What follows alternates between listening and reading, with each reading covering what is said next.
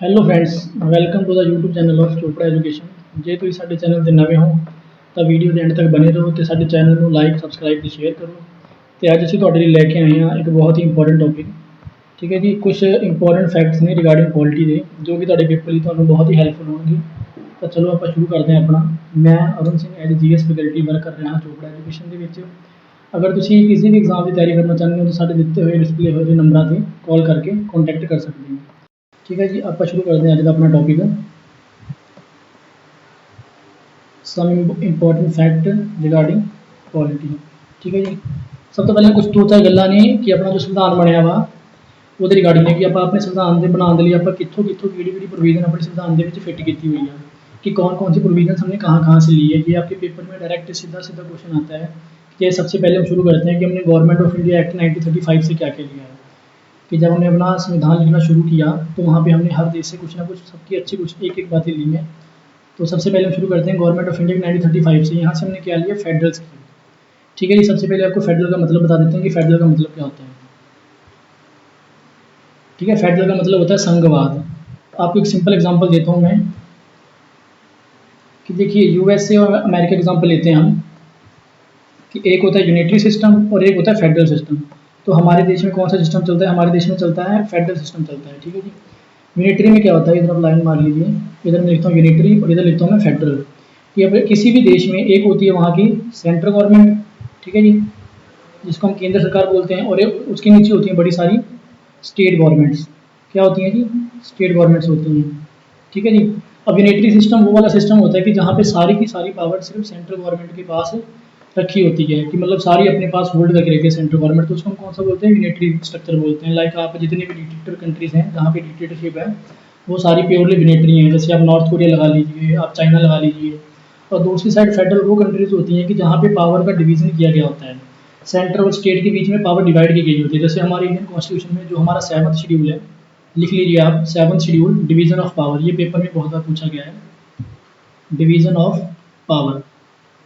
ठीक है जी, कौन सा अपने इंडिया के कौन से शेड्यूल में डिवीजन ऑफ पावर है? 7 शेड्यूल के अंदर। यहाँ पे हमारी पावर डिवाइड की हुई है कि सेंटर की कौन सी पावर है, मतलब कौन से सब्जेक्ट पे सेंट्रल लॉ बना सकता है और कौन से लॉ पे, मतलब कौन से सब्जेक्ट पे स्टेट लॉ बना सकती है। ठीक है जी, दूसरी हमारी प्रोविजन है ऑफिस ऑफ गवर्नर।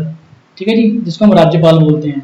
स्टेट्स में जो राज्यपाल अपॉइंट करते हैं ना, जिस मतलब जो राष्ट्रपति अपॉइंट करते हैं राज्यपाल, जो मंत्रिमंडल या उसको सबको शपथ दिलवाता है, जो गवर्नर का ऑफिस है, वो भी हमने गवर्नमेंट ऑफ इंडिया एक्ट 1935 से बोरो किया है।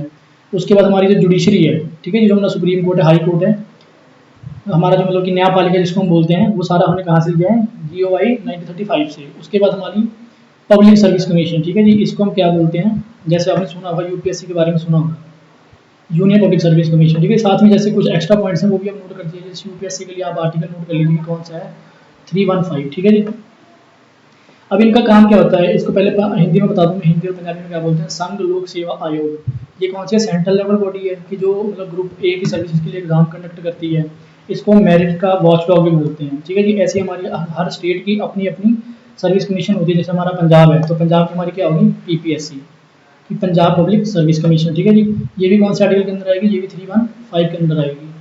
उसके बाद हमारी जो एमरजेंसी प्रोविजंस है, आपातकाल।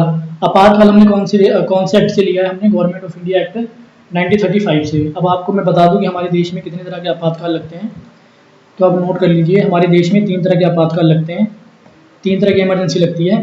सबसे पहली होती है हमारी नेशनल इमरजेंसी।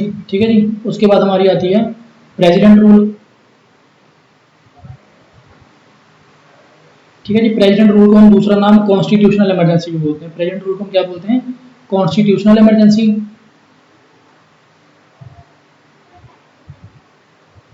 ठीक है जी, और इसका तीसरा नाम एक और है, इसको हम स्टेट इमरजेंसी भी बोलते हैं। क्या बोलते हैं जी? State emergency.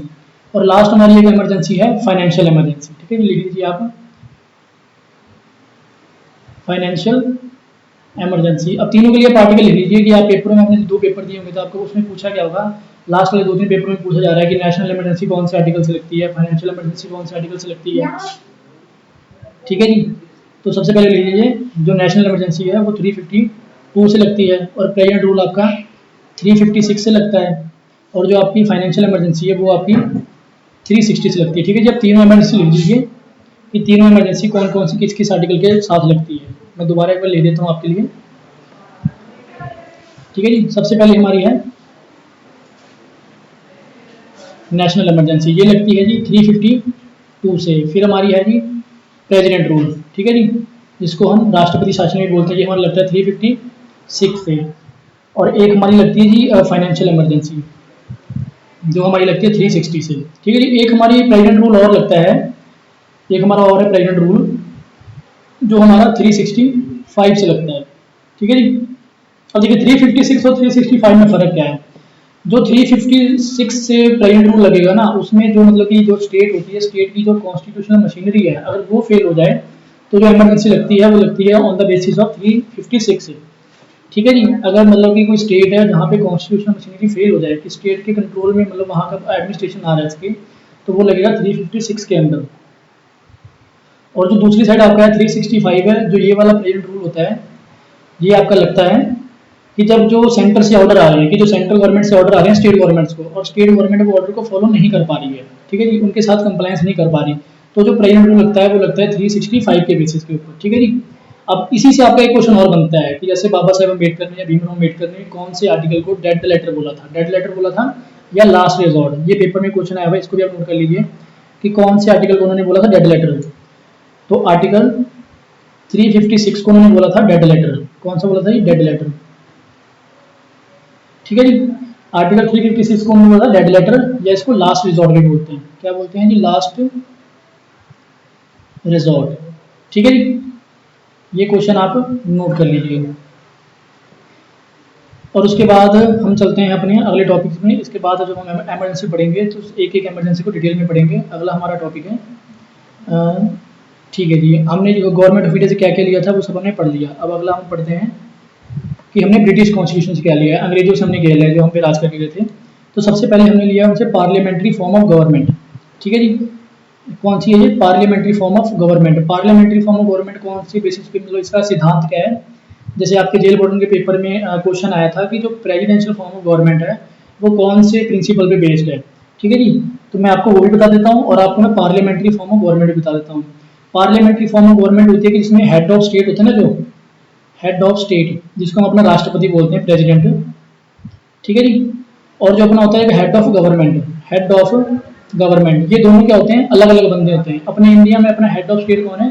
प्रेसिडेंट है जी। और इंडिया में अपना हेड ऑफ गवर्नमेंट कौन है, जो सरकार को चलाता है? वो है जी प्राइम मिनिस्टर अपना, ठीक है जी। और इसमें क्या होता है कि जो पार्लियामेंट्री फॉर्म ऑफ गवर्नमेंट है, इसका जो प्रिंसिपल है, जो इसका सिद्धांत है, वो है कोऑपरेशन बिटवीन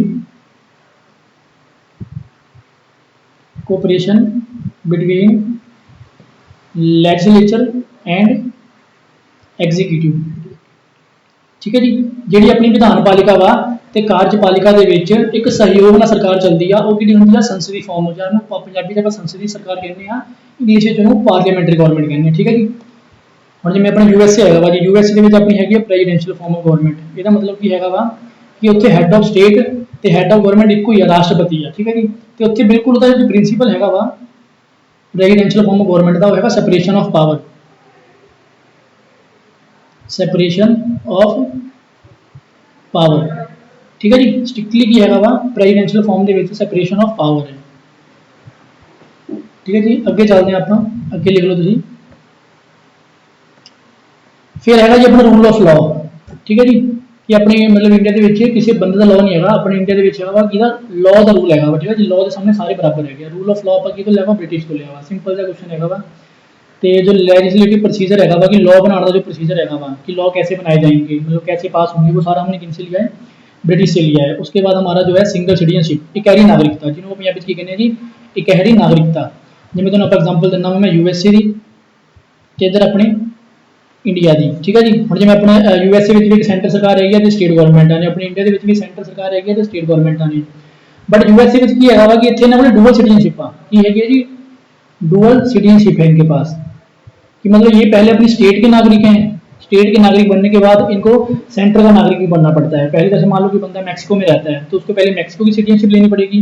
मैक्सिको की सिटीजनशिप लेने के बाद वो बंदा फिर USA की सिटीजनशिप लेगा, मतलब उसके पास डुअल सिटीजनशिप है। बट अपने इंडिया में ऐसा कुछ भी नहीं है। चाहे आप यूपी में रहते हो, बिहार में रहते हो, पंजाब में रहते हो, आप सिर्फ और सिर्फ क्या हो? इंडिया के नागरिक हो, ठीक है। आपके पास सिंगल सिटीजनशिप है, ठीक है जी। तो ये हमने सिंगल सिटीजनशिप का कंसेप्ट कहाँ से लिया है, ये हमने लिया ब्रिटिश से। उसके बाद जो हमारा कैबिनेट सिस्टम ऑफ गवर्नमेंट है, कैबिनेट सिस्टम ऑफ गवर्नमेंट है, ठीक है जी, वो हमने कहाँ से लिया है, वो भी हमने ब्रिटेन से लिया है। कैबिनेट मतलब ये होता है जैसे जो अपने संसद में मेंबर्स होते हैं ना, एमपी एमएलए होते हैं, तो उनमें से कुछ बंदे शॉर्टलिस्ट किए जाते हैं जिनको मंत्री बनाया जाता है, और उनकी पूरी छोटे से एक मंत्री जो बॉडी होती है उसको कैबिनेट बोलते हैं। ठीक है जी। उसके बाद हमारा है प्रेरोगेटिव रिट्स। ठीक है जी, ये आप इंपॉर्टेंट इसको नोट कर लीजिए। जो रिट्स हैं, हमने रिट्स का कंसेप्ट कहाँ से लिया है, ब्रिटिश कॉन्स्टिट्यूशन से लिया है। ठीक है जी। अपने संविधान में टोटल 5 टाइप्स के रिट्स हैं। ठीक है जी। ये हमारे फंडामेंटल राइट की एनफोर्समेंट के लिए बहुत जरूरी है। अगर हमारे फंडामेंटल राइट डैमेज हो रहे हैं या किसी और चीज़ के लिए हमें रिट चाहिए तो हम सीधा सुप्रीम कोर्ट, हाई कोर्ट जा सकते हैं। पेपर में आपके क्वेश्चन आया था कि heart and soul of the constitution, तो आर्टिकल 32 है जो आपका, article 32 right to constitutional remedies.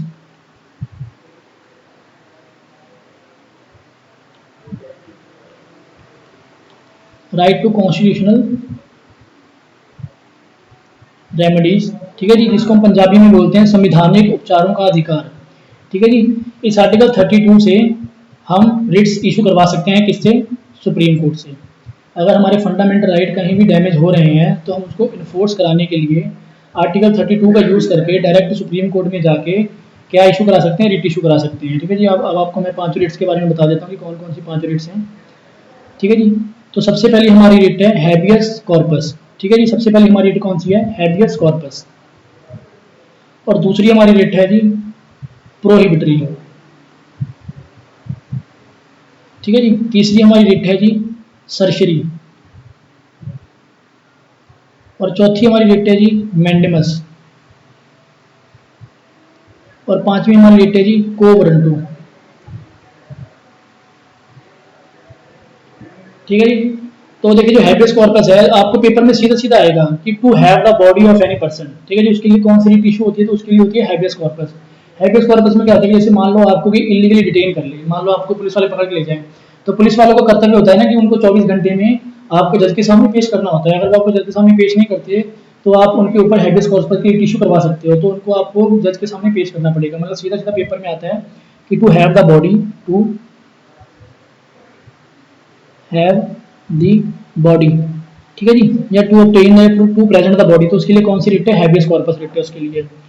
और आगे आप दूसरी पढ़िए मैंडेमस। मैंडेमस होती है कि मान लो कोई पब्लिक ऑफिसर है, मतलब कोई सरकारी बंदा है, उसकी कुछ ड्यूटीज हैं, उसने अपनी ड्यूटीज को पूरा करना है।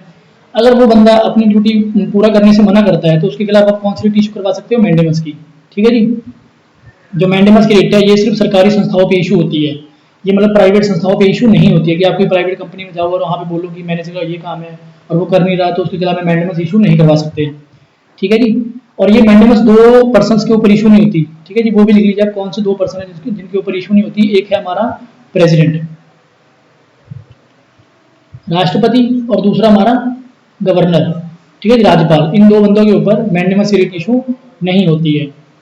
उसके बाद हम करते हैं प्रोहिबिटरी और सर्जरी। ये दोनों हैं, ये दोनों वो रिट्स हैं कि जो जुडिशियल बॉडीज के ऊपर इशू की जाती हैं। जैसे मान लो आपका किसी लोअर कोर्ट में केस चल रहा है और आप उस कोर्ट में केस हार चुके हो और आपने अपील करनी है किसी हाई कोर्ट में, तो वहां पे आप कौन सी रिट लगाओगे, सर्जरी रिट। ठीक है जी। जो आपका मतलब कि रिजल्ट आ चुका है उसको दोबारा से सर्टिफाई कराने के लिए, कि आप अगर वहां पे छोटे केस में हारे हो तो उसको दोबारा रीवेरीफाई कराने के लिए हाई कोर्ट में, तो आप कौन सी रिट लगाओगे, सर्जरी रिट लगाओगे। ठीक है जी। उसके बाद आपकी प्रोहिबिटरी, ये भी जुडिशियल बॉडीज पे लगती है। जैसे मान लो किसी लोअर कोर्ट में आपका केस का डिसीजन आने वाला है और आप उसको उस पर रोक लगाना चाहते हो, तो आप हाई कोर्ट से रिट इशू करवा दोगे प्रोहिबिटरी की। ठीक है जी। तो वो आपका जो केस आने वाला है उसको प्रोहिबिट कर दिया जाएगा, तो उसका रिजल्ट आने वाला है। और लास्ट है हमारी को वारंटो। इसका सीधा सीधा पेपर में क्वेश्चन आता है कि लीगैलिटी ऑफ क्लेम।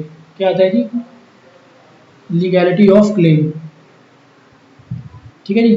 कोई भी काम होता है बिना वारंट के नहीं हो सकता। ठीक है जी। उस काम की जो अथॉरिटी है, उस काम का जो उसको वेरीफाई करने के लिए कि वारंट इशू हुआ है कि नहीं, उसके लिए कौन सी रिट होती है, को वारंटो। ठीक है। जैसे मैं आपको एग्जांपल देता हूँ, जैसे धारा 144 लगनी है तो उसके लिए पहले वारंट इशू करना पड़ता है। बिना वारंट इशू किए धारा 144 नहीं लग सकती है। तो ये वारंट इशू कौन करता है, उस डिस्ट्रिक्ट का डिस्ट्रिक्ट मजिस्ट्रेट या जो भी पुलिस वाला बंदा है सुप्रीडेंट, वो इशू कर सकता है इसको। ठीक है। रिट्स के बारे में आपको पता लगा कि 5 तरीके की रिट्स होती हैं और सुप्रीम कोर्ट से हमें मिलती हैं आर्टिकल 32 के अंदर। कौन से आर्टिकल में, 32 के अंदर। ठीक है, इसको heart and soul of the constitution भी बोलते हैं। आपके पटवारी के पेपर में क्वेश्चन आया था कि heart and soul of the constitution किसको बोलते हैं, तो heart and soul of the constitution बोलते हैं आर्टिकल 32 को। और हाई कोर्ट भी हमें रिट इशू करता है। हाई कोर्ट हमें कौन से आर्टिकल से रिट इशू करता है, आर्टिकल 226। ठीक है जी, हाई कोर्ट हमें रिट इशू करता है आर्टिकल 226 से। एक बात आपको बताता हूँ कि हाई कोर्ट हमें रिट इशू करने से मना कर सकता है, बट सुप्रीम कोर्ट हमें रिट इशू करने से मना नहीं कर सकता है। और सुप्रीम कोर्ट के पास हम सीधा तभी जा सकते हैं रिट इशू कराने के लिए। दूसरी बात एक और है कि सीधा हम सुप्रीम कोर्ट के पास रिट इशू कराने के लिए नहीं जा सकते अगर कोई नॉर्मल मैटर है, फंडामेंटल राइट से रिलेटेड नहीं है। अगर आपको कोई मैटर फंडामेंटल राइट से रिलेटेड है तो आप डायरेक्ट सुप्रीम कोर्ट जा सकते हैं, वहां से रिट इशू करवा सकते हैं। अदरवाइज आपको पहले हाई कोर्ट या अपने सेशन कोर्ट में जाना पड़ेगा, वहां से रिट इशू करवाएंगे। ठीक है जी, आपको सुप्रीम कोर्ट का आर्टिकल पता लग गया और हाई कोर्ट का पता लग गया जी। आगे चलते हैं हम।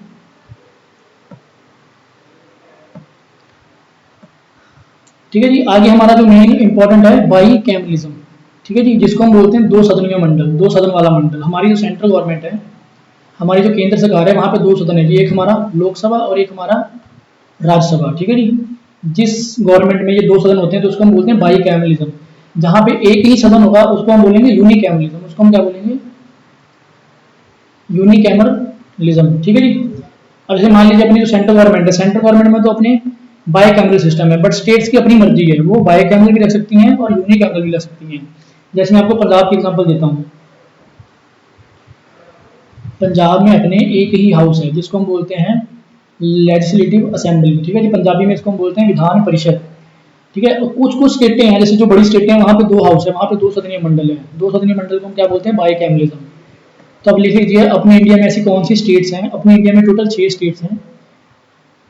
इन our India total 6 states which have bicameral system. तो सबसे पहली अपनी है यूपी, दूसरी अपनी स्टेट है बिहार, तीसरी अपनी स्टेट है कर्नाटक, चौथी अपनी स्टेट है महाराष्ट्र, पांचवी अपनी स्टेट है आंध्र प्रदेश, और छठवीं अपनी स्टेट है, जो 6th स्टेट है अपनी, तेलंगाना। ठीक है जी, अपने इंडिया में सिर्फ ये 6 स्टेटें हैं जहां पे अपना बाई कैमरल सिस्टम है। बाई कैमरल का मतलब होता है कि यहाँ पे स्टेट्स गवर्नमेंट में भी दो सदन है। दो सदन कौन कौन से होंगे, लिख लीजिए आप। सेंटर में अपने दो सदन होंगे, लोकसभा राज्यसभा, और स्टेट्स में अपने कौन से होंगे, स्टेट्स में होंगे अपनी एक लेजिस्लेटिव असेंबली और लेजिस्लेटिव काउंसिल।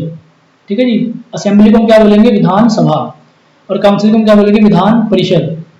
अब किसी स्टेट में लेजिस्लेटिव काउंसिल रखना या खत्म करना वो उस स्टेट की अपनी मर्जी है। ठीक है जी, लेजिस्लेटिव काउंसिल को विधान परिषद, उसको खत्म भी किया जा सकता है और बनाया भी जा सकता है। तो आपको पेपर में सीधा क्वेश्चन पूछ सकते हैं कि लेजिस्लेटिव काउंसिल को, विधान परिषद को बनाने या खत्म करने के लिए कौन सा आर्टिकल यूज किया जाता है, तो 169। ठीक है जी, चलिए आगे चलते हैं। ठीक है, अब हम आगे पढ़ते हैं कि हमने यूएस कॉन्स्टिट्यूशन से क्या लिया है, कि अमेरिका से। ठीक है जी, अब अमेरिका से हमने सबसे मोस्ट इंपॉर्टेंट, सबसे मतलब जो इस पे तो पक्का ही क्वेश्चन आता है कि फंडामेंटल राइट, जो हमारे मौलिक अधिकार हैं वो हमने कहाँ से लिए हैं, यूएस कॉन्स्टिट्यूशन से लेते हैं आप। ठीक है, जो हमारे मौलिक अधिकार हैं, फंडामेंटल राइट, आर्टिकल 12 से लेके आर्टिकल 35 तक। ठीक है जी, और उसके बाद है हमारा इंडिपेंडेंस ऑफ जुडिशरी। ठीक है जी, जुडिशरी तो हमने ली है गवर्नमेंट ऑफ इंडिया से, बट जो उसकी स्वाधीनता है, मतलब उसकी जो इंडिपेंडेंस है, वो हमने किससे ली है, यूएस कॉन्स्टिट्यूशन से ली है। ठीक है जी, उसके बाद हमारा है जुडिशियल रिव्यू। ये आप लिखिए, जुडिशियल रिव्यू, ये इंपॉर्टेंट है, ये भी पेपर में काफी बार पूछा गया है कि जुडिशियल रिव्यू। जुडिशियल रिव्यू का मतलब होता है कि जैसे मान लो सरकार ने कोई भी कानून बनाया है, तो उस कानून को कोई चेक करने वाला भी तो होना चाहिए ना कि ये कानून सही है या नहीं। तो ये कानून को चेक करने का काम कौन करेगा, हमारा सुप्रीम कोर्ट करेगा। ठीक है जी, तो वो कौन सी प्रोसेस से करेगा, उसको हम बोलेंगे जुडिशियल रिव्यू, कि मतलब जुडिशरी के द्वारा उस कानून को रिव्यू करना। ठीक है जी, और ये कौन से आर्टिकल में है, ये मोस्ट इंपॉर्टेंट है कि जुडिशियल रिव्यू इंडियन कॉन्स्टिट्यूशन के कौन से आर्टिकल में है, आर्टिकल 13। ठीक है जी, आर्टिकल 13 है वो किसके लिए है, जुडिशियल रिव्यू के लिए, और जिन्होंने लिया किसे है, यूएस के संविधान से। नेक्स्ट हमारा है इम्पीचमेंट ऑफ द प्रेसिडेंट। ठीक है जी, इम्पीचमेंट का मतलब होता है कि उसको उसके पद से हटाना। जैसे मान लो कोई बंदा राष्ट्रपति बन गया, अब उसने 5 साल राष्ट्रपति रहना है, पर मान लो किसी कारणवश, किसी मतलब वजह से उसको पहले ही हटाना है, उसके 5 ईयर टर्म पूरा करने से पहले, तो उस प्रोसेस को हम क्या बोलते हैं, इम्पीचमेंट। क्या बोलते हैं हम, इम्पीचमेंट बोलते हैं। तो इम्पीचमेंट का जो कंसेप्ट है कि राष्ट्रपति को उसके टाइम से पहले हटाना, वो हमने किससे लिया है, यूएसए से लिया है। ठीक है, पर आज तक हमारे इंडिया में ऐसा कभी हुआ नहीं कि हमने अपने किसी राष्ट्रपति को इम्पीच किया हो, क्योंकि इसके लिए एब्सोल्यूट मेजॉरिटी चाहिए होती है। आगे लिखिए आप। नेक्स्ट आपका है कि जो रिमूव करना है सुप्रीम कोर्ट और हाई कोर्ट के जजों को। जो हमारे सुप्रीम कोर्ट हैं और हाई कोर्ट के जज हों उनको जो रिमूव करने का सारा प्रोसीजर है वो हमने किससे लिया है, यूएसए से लिया है। और नेक्स्ट हमारा इंपॉर्टेंट है कि वाइस प्रेसिडेंट, जो हमारी उपराष्ट्रपति की पोस्ट है, हमारी वाइस प्रेसिडेंट की जो पोस्ट है वो हमने किससे ली है, वो भी हमने यूएसए से ली है। ठीक है जी। एक चीज़ और लिख लीजिए कि जो वाइस प्रेसिडेंट होता है, जो हमारा वाइस प्रेसिडेंट होता है वो हमारा राज्यसभा का एक्स ऑफिशियो चेयरमैन भी होता है। क्या होता है, राज्यसभा का एक्स ऑफिशियो चेयरमैन भी होता है। ठीक है जी। ठीक है जी। इस टाइम हमारा जो उपराष्ट्रपति हैं वो वेंकैया नायडू, हमारे जो राष्ट्रपति हैं वो है श्री रामनाथ कोविंद। तो नेक्स्ट हम लिखिए अपना हमारा फोर्थ पॉइंट कि हमने आयरलैंड से क्या लिया है। ठीक है जी। हमने इरिश कॉन्स्टिट्यूशन से क्या लिया है, आयरलैंड का कॉन्स्टिट्यूशन बोलते हैं इसको। इनसे हमने लिया है DPSP, directive principles of state policy.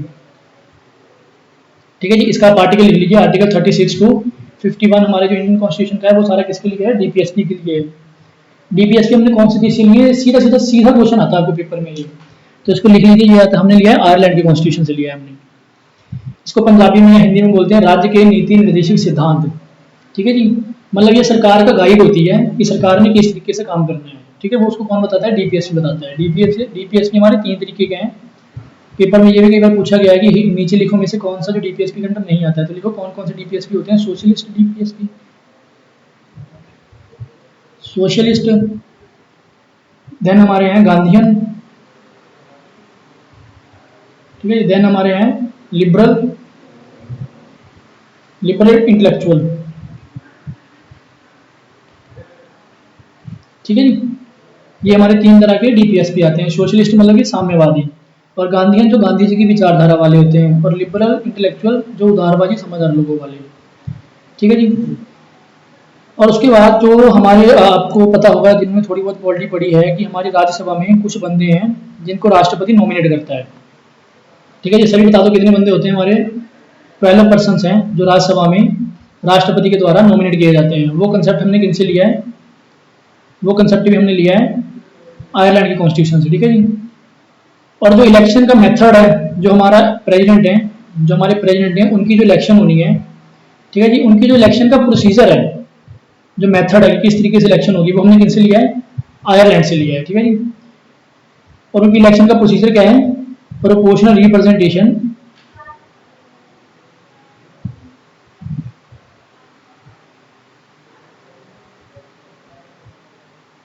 Proportional representation of single transferable vote, single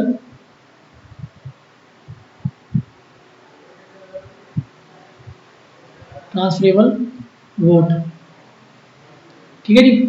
ये कौन सा मेथड है, हमारे इलेक्शन जो होते हैं प्रेसिडेंट के, उसका मेथड है proportional representation of single transferable vote. अच्छा मेरे को बताइए, जो हमारी इलेक्शन होती है, नॉर्मल इलेक्शन होती है विधानसभा की और लोकसभा की, वो कौन से प्रिंसिपल पे होती है, वो होती है on the basis of universal adult. ठीक है जी। इसका मतलब होता है कि 18 साल तक के हर बंदे को वोट डालने का अधिकार है, यूनिवर्सल अडल्ट सफरेज। ठीक है जी। ये आपके जो इन्वेस्टिगेशन कांस्टेबल का पेपर है उसमें भी क्वेश्चन आया था कि इंडियन कॉन्स्टिट्यूशन के कौन से आर्टिकल से जो इलेक्शन कमीशन है वो कहता है कि जो इंडिया में इलेक्शन होंगी वो होगी on the basis of universal adult suffrage. तो उसका आंसर है 326। ठीक है जी। आर्टिकल 326 के बेसिस पे जो इलेक्शन होती है इंडिया में वो होती है on the basis of universal adult suffrage. ठीक है जी। और एक चीज आप और नोट कर लीजिए, पेपर में ये भी आपके एसआई के पेपर में क्वेश्चन आया था आपका कि जैसे हमारे पहले इंडिया में जब इंडिया इंडिपेंडेंस हुआ था ना, तो उसमें जो वोटिंग एज थी वो थी 21, और इसको चेंज करके फिर हमने 18 किया था कि ये कौन सी संविधान की कौन सी अमेंडमेंट से या संविधान की कौन सी सोच से इसको 21 से 18 किया गया था। तो लिख लीजिए 61 कॉन्स्टिट्यूशनल अमेंडमेंट एक्ट 1989 से। ठीक है जी। इसको 61 अमेंडमेंट से जो हमारी वोटिंग एज थी उसको 21 से रिड्यूस करके 18 किया गया था। ये भी आपका इंपॉर्टेंट बहुत क्वेश्चन है जो आपके पेपर में आ सकता है। ठीक है जी। और आगे चलिए हम अब शुरू करते हैं। हमने कनाडा से क्या लिया, हमने कैनेडियन कॉन्स्टिट्यूशन से अपने क्या लिया, कनाडा वाले से। तो उससे हमने सबसे पहले चीज लिया कि फेडरेशन विद स्ट्रॉन्ग सेंटर। ठीक है जी। जैसे मैंने आपको बताया था कि सेंट्रल गवर्नमेंट है और उसके नीचे बहुत सारी स्टेट गवर्नमेंट्स होती हैं। तो यूनिटरी सिस्टम में था कि सारी पावर सेंटर के पास रहेगी। बट फेडरल सिस्टम में था कि पावर डिवाइड होगी, बट हमने थोड़ा सा अलग लिया है, हमने थोड़ी सेंटर को पावर ज़्यादा दे दी है। ठीक है जी, हमने क्या किया है, जो अब हमारी सेंट्रल गवर्नमेंट है उसको हमने थोड़ा सा स्ट्रांग रखा है। ठीक है जी, तो इस हिसाब से हमारा इंडिया का नेचर कौन सा हुआ, हमारा इंडिया ना तो फेडरल है और हमारा इंडिया ना तो फेडरल है, ना तो फेडरल है और ना ही वो यूनिटरी है। तो हमारा इंडिया कौन सा है, हमारा इंडिया क्वासी फेडरल।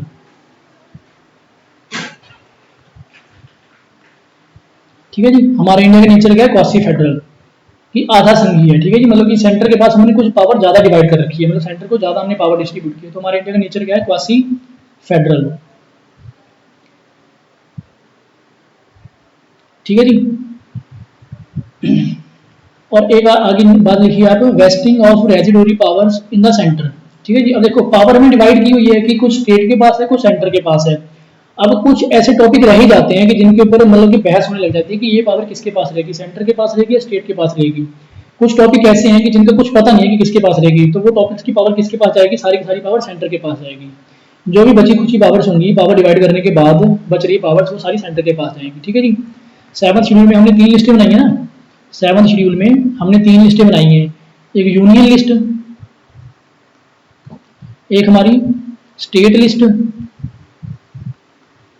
और एक हमारी कॉन्करेंट लिस्ट।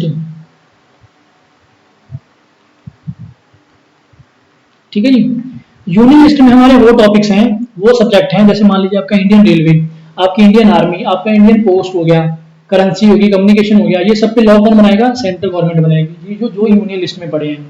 ठीक है, यूनियन लिस्ट को सेंट्रल लिस्ट भी बोलते हैं, यूनियन लिस्ट को क्या बोलते हैं, सेंट्रल लिस्ट, सेंट्रल लिस्ट। ठीक है जी, इसमें 100+ सब्जेक्ट्स हैं। आगे हमारा स्टेट लिस्ट, स्टेट लिस्ट में वो सब्जेक्ट हैं कि जिनके ऊपर सिर्फ और सिर्फ स्टेट गवर्नमेंट लॉ बना सकती है, जैसे आपकी पुलिस, आपका हेल्थ, आपका एजुकेशन, ये सारे कौन से हैं, स्टेट लिस्ट में आते हैं। और तीसरा आपका है कॉन्करेंट लिस्ट, कि जिसमें वो सब्जेक्ट पढ़े हैं जिनके ऊपर दोनों लॉ बना सकते हैं, सेंटर भी लॉ बना सकता है, स्टेट भी लॉ बना सकता है। अगर दोनों ने सेम टॉपिक पे लॉ बना दिया तो जो सेंटर का लॉ है वो पूरे इंडिया में माना जाएगा। ठीक है जी, पेपर में आपके सिंपल सा क्वेश्चन आया था, उसमें 4 ऑप्शन दी हुई थी और 4 लिस्टों के नाम लिखे गए थे, उनमें से पूछा था कि कौन सी लिस्ट है जो इंडियन कॉन्स्टिट्यूशन में नहीं है। तो आपको पता नहीं है कि इंडियन कॉन्स्टिट्यूशन में कौन कौन सी लिस्ट है, एक तो यूनियन लिस्ट है, एक स्टेट लिस्ट है और एक कॉन्करेंट लिस्ट है। ठीक है जी, इसके अलावा कोई भी लिस्ट अपने इंडियन कॉन्स्टिट्यूशन में नहीं है।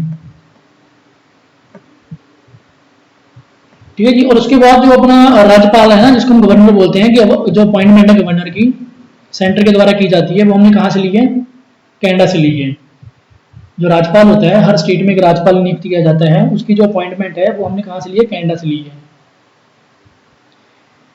ठीक है जी, और उसके बाद एक और लिखिए जो इंपॉर्टेंट है, ये बार बार पेपर में पूछा गया है, advisory jurisdiction of supreme court, कि सुप्रीम कोर्ट के जो चीफ जस्टिस है ना, सुप्रीम कोर्ट के जो चीफ जस्टिस ऑफ इंडिया है, कि उनके पास एक अधिकार क्षेत्र है। कौन सा अधिकार क्षेत्र है, राष्ट्रपति को, प्रेसिडेंट को सलाह देने का।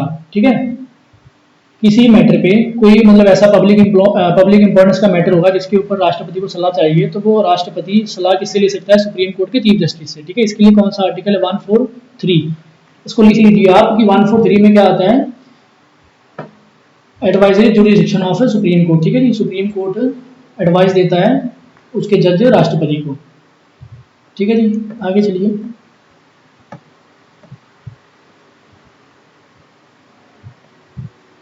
अगला टॉपिक लिखिए, अगला पॉइंट आप लिखिए कि हमने ऑस्ट्रेलिया से क्या क्या लिया है।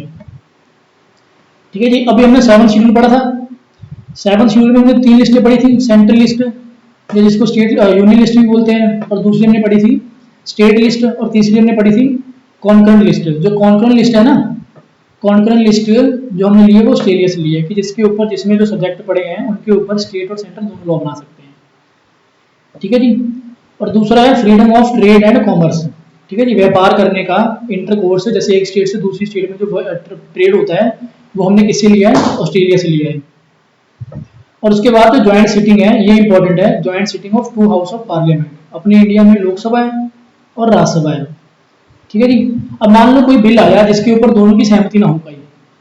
ठीक है, कि मतलब जैसे कोई एक्ट आया, इन्होंने पास कर दिया, इन्होंने पास नहीं किया, तो इन दोनों के बीच में डेडलॉक आ गया। उस डेडलॉक को खत्म करने के लिए इन दोनों की ज्वाइंट सेशन होता है, कि दोनों इकट्ठे होकर बैठते हैं, फिर वोटिंग करते हैं। और ज्वाइंट सेशन बुलाता कौन है, ज्वाइंट सेशन बुलाता है प्रेसिडेंट।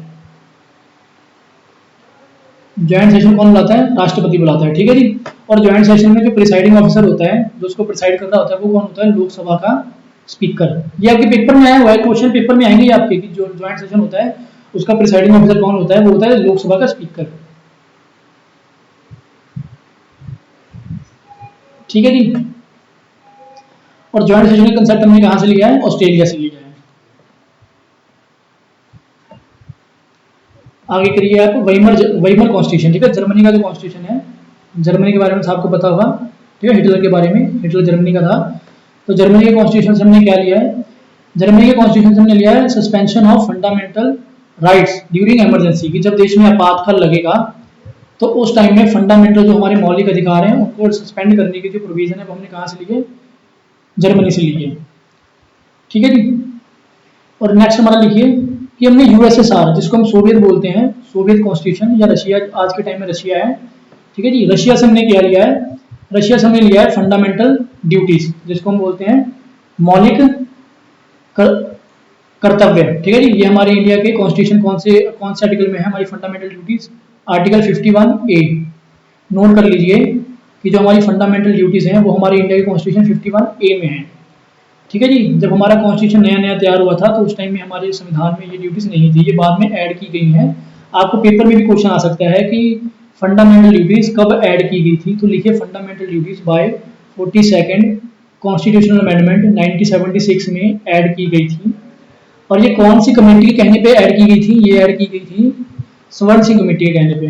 कौन सी कमेटी? स्वर्ण सिंह कमेटी, ठीक है जी। और जब ये फंडामेंटल ड्यूटीज हमारे कॉन्स्टिट्यूशन में ऐड की गई थी उस टाइम पे ये टोटल 10 ड्यूटीज थी, ठीक है जी। कितनी थी? टोटल 10 ड्यूटीज थी। बट एट प्रेजेंट कितनी है? एट प्रेजेंट ये 11 है। जो 11th ड्यूटी है वो कब ऐड की गई है वो भी आप नोट कर लीजिए, 86 CAA 2002 में, ठीक है जी।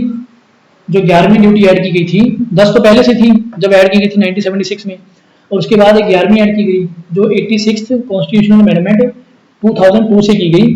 वो थी कि मतलब 6 से 14 साल तक के बच्चे को एजुकेशन दिलवाना उसके माँ बाप का फंडामेंटल ड्यूटी है, ठीक है जी। और ये हमारे इंडियन कॉन्स्टिट्यूशन के कौन से पार्ट में आती है वो हम आगे पार्ट पढ़ेंगे तो उसमें मैं आपको बता दूंगा सारा ये। अभी बस आप इतना लिख लीजिए, ठीक है जी। उसके बाद अगला हमारा जो है, उसके बाद हमने लिया था कि जो हमारे प्रियम्बल में जो कंसेप्ट है सोशल, जो जस्टिस का कंसेप्ट है, social justice, economic justice and political justice, जैसे हमारा वोट देने का अधिकार, अनटचेबिलिटी को बैन करना, और हमारा जो मतलब equal pay for equal work है, इकोनॉमिक अधिकार है, वो सारे हमने किनसे लिए हैं? यूएसएसआर से लिए हैं, ठीक है जी। उसके बाद हमारा फ्रांस से हमने क्या लिया? फ्रेंच कॉन्स्टिट्यूशन से, उनसे लिया हमने रिपब्लिक नेचर। अपने इंडिया का क्या नेचर है? अपना इंडिया क्या है? रिपब्लिक डेमोक्रेटिक, ठीक है जी। रिपब्लिक का मतलब क्या होता है कि जहाँ पे जो हेड ऑफ स्टेट होता है ना, जिसको हम प्रेसिडेंट बोलते हैं, अपने इंडिया में हम क्या बोलते हैं? प्रेसिडेंट। हेड ऑफ स्टेट को हम क्या बोलते हैं? प्रेसिडेंट बोलते हैं। जहां का हेड ऑफ स्टेट जिस उसकी इलेक्शन होगी, क्या होगी? इलेक्शन। जैसे आपको मैं एग्जांपल देता हूँ ब्रिटेन की और इंडिया की। ब्रिटेन में क्या है कि वहां पे वहां की जो हेड ऑफ स्टेट है वो वहां की राजा या रानी है। बट अपने इंडिया में क्या है कि अपने इंडिया में जो हेड ऑफ स्टेट है, अपने इंडिया में हेड ऑफ स्टेट राष्ट्रपति है। अब वहां पे जो हेड ऑफ स्टेट की पोजीशन है वो तो हेरिडेटरी है, विरासत में, कि जो राजा रानी का बेटा है वही आगे हेड ऑफ द स्टेट बनेगा। बट अपनी इंडिया में ऐसा नहीं है। अपने इंडिया में क्या है कि हेड ऑफ द स्टेट की इलेक्शन होती है। तो ये अपने इंडिया का रिपब्लिक है कि जिसको हम गणतंत्र बोलते हैं। और जहां पे हेड ऑफ स्टेट की इलेक्शन नहीं होती, जैसे ब्रिटेन है, तो उसको हम क्या बोलते हैं? उसको हम बोलते हैं राजतंत्र या मोनार्की, ठीक है जी। जहां पे हेड ऑफ स्टेट की इलेक्शन होगी उसको हम बोलेंगे रिपब्लिक, जैसे हमारा इंडिया, ठीक है जी। और जहां पे हेड ऑफ स्टेट की इलेक्शन नहीं होगी उसको हम क्या बोलेंगे? मोनार्की, ठीक है जी। जैसे ब्रिटेन में है, वहां पे हेड ऑफ स्टेट की इलेक्शन नहीं होती है, वहां पे राजा रानी का बेटा ही आगे राजा रानी बन जाता है। उसके बाद हमने लिया था इनसे concept liberty, equality and fraternity का, ठीक है जी। किसका? आजादी का, आइडिया ऑफ लिबर्टी, आजादी, इक्वालिटी, बराबरी, और फर्टर्निटी, भाईचारा। ये तीनों कंसेप्ट हमने किनसे लिए थे? फ्रेंच कॉन्स्टिट्यूशन से, ठीक है जी। आपको फ्रेंच रेवोल्यूशन के बारे में पता होगा। फ्रेंच रेवोल्यूशन जो हुई थी 1789 में, ठीक है जी, उनसे हमने ये कंसेप्ट लिए थे। कौन से? फर्टर्निटी, लिबर्टी एंड इक्वालिटी, अपने जो प्रियम्बल में हमने ऐड किए हैं। फिर हमारा जो 10th है वो आप नोट करिए कि हमने साउथ अफ्रीका के कॉन्स्टिट्यूशन से क्या लिया था, ठीक है जी। साउथ अफ्रीका से हमने लिया था procedure of amendment of the constitution. Simple सी भाषा में कि संविधान को चेंज करने का जो प्रोसीजर है संविधान में कोई चेंज करना है, ठीक है, हमारे कॉन्स्टिट्यूशन में अगर कुछ चेंज करना है तो वो हमने किनसे लिया था, साउथ अफ्रीका से। कि जो उसका प्रोसीजर होगा ना कि किस मेथड से चेंज होगा, वो हमने किससे लिया है, साउथ अफ्रीका से लिया है। और उसके बाद जो election of member of Rajya Sabha है, कि राज्यसभा के मेंबरों की जो इलेक्शन होती है, जो उनका प्रोसीजर है कि राज्यसभा के मेंबर हैं उनकी इलेक्शन कैसे होगी, वो हमने किससे लिया है, साउथ अफ्रीका से लिया है, वो भी हमने। ठीक है जी। आगे हमारा है जो जापान से, हमने जापान से क्या लिया है, जापानीज कॉन्स्टिट्यूशन से। लास्ट हमारा टॉपिक है आज का, इसके बाद हम वीडियो को एंड करेंगे। जापान से हमने लिया है प्रोसीजर इस्टेब्लिश बाय लॉ। देखो आपको मैं पहले बताता हूँ, पहले समझाता हूँ कि इसका मतलब क्या होता है। जैसे मैं आपको बताता हूँ, एक होता है ड्यू प्रोसेस ऑफ लॉ, एक होता है ड्यू प्रोसेस ऑफ लॉ, ठीक है जी। और एक होता है प्रोसीजर इस्टेब्लिश बाय लॉ। अब हमारे इंडिया में क्या है, हमारे इंडिया में है प्रोसीजर इस्टेब्लिश बाय लॉ। कि जैसे मान लो आपको एग्जांपल देता हूँ मैं एक, अब यूएसए में है, जैसे यूएसए में कौन सा है, यूएसए में है ड्यू प्रोसेस ऑफ लॉ। इन दोनों में पहले आपको मैं फर्क बताता हूँ एग्जांपल के जरूर। अब मान लीजिए कि आप बहुत भूखे हैं, ठीक है, आपको बहुत भूख लगी है, आपने कहीं से कुछ चोरी करके खा लिया, ठीक है, पर आपके ऊपर टैग या चोर का टैग लगेगा ना कि हाँ इस बंदे ने चोरी करी है। बट अपनी इंडिया में क्या है कि जो आपका सारा प्रोसीजर चलेगा ना, आपके ऊपर जो कार्रवाई होगी, जो आपके ऊपर एक्शन लिया जाएगा, वो सारा एक्शन लिया जाएगा प्रोसीजर इस्टेब्लिश बाय लॉ। कि लॉ में कैसे लिखा हुआ है कि एक चोर को कैसे ट्रीट करना है, वो सारा लॉ में लिखा हुआ है, उसके अकॉर्डिंग आपको ट्रीट किया जाएगा, ठीक है जी। और ड्यू प्रोसेस ऑफ लॉ में फर्क क्या है, मान लो वहां पे भी आपने चोरी कर ली, आपको बहुत भूख लगी है, आपने चोरी कर ली, वहां पे जो जुडिशरी है वो चेक करती है कि इसने जो काम किया है क्या उस टाइम कंडीशन ऐसी थी कि ये काम जायज माना जाए। मान लो आपको बहुत भूख लगी थी, आपने 10 दिन से कुछ नहीं खाया था, तो आपका वो चीज जस्ट मानी जाएगी, ठीक है कि बंदे को भूख लगी थी, इसने रोटी खा ली, कोई बात नहीं, इसको कम सजा देनी चाहिए। कि पूरा मतलब कि लॉ को फॉलो नहीं करते वो लोग थोड़ा मतलब कि देखते हैं कि जो बंदे ने ऑफेंस किया है वो जस्ट है या नहीं, जस्ट या अनजस्ट बोलते हैं कि वो ठीक है या नहीं। मान लो आपको कोई मारने आ रहा है, आपने सेल्फ डिफेंस को उसको मार दिया, तो आपके ऊपर थोड़ी कार्रवाई होगी प्रोसीजर इस्टेब्लिश बाय लॉ, कि मतलब हाँ इस बंदे का मर्डर किया है। But due process of law में चेक किया जाएगा कि क्या मतलब इसने किस इंटेंशन से मर्डर किया है, कि वो सही था या गलत था, तो उसको बोलते हैं ड्यू प्रोसेस ऑफ लॉ। मैं होप करता हूँ कि आपको ये चीज़ समझ आ गई होगी कि ड्यू प्रोसेस ऑफ लॉ में चेक किया जाता है कि जस्ट है या अनजस्ट है हमारा जो एक्शन है। और प्रोसीजर में इस्टेब्लिश बाय लॉ में सीधा प्रोसीजर अप्लाई किया जाता है कि जो लॉ में लिखा होता है, ठीक है जी। आज का हम अपना टॉपिक यहीं पे क्लियर करते हैं, बाकी आगे क्लास हम अगले सेशन में शुरू करेंगे, ठीक है जी। आप सभी का लास्ट तक बने रहने के लिए थैंक यू।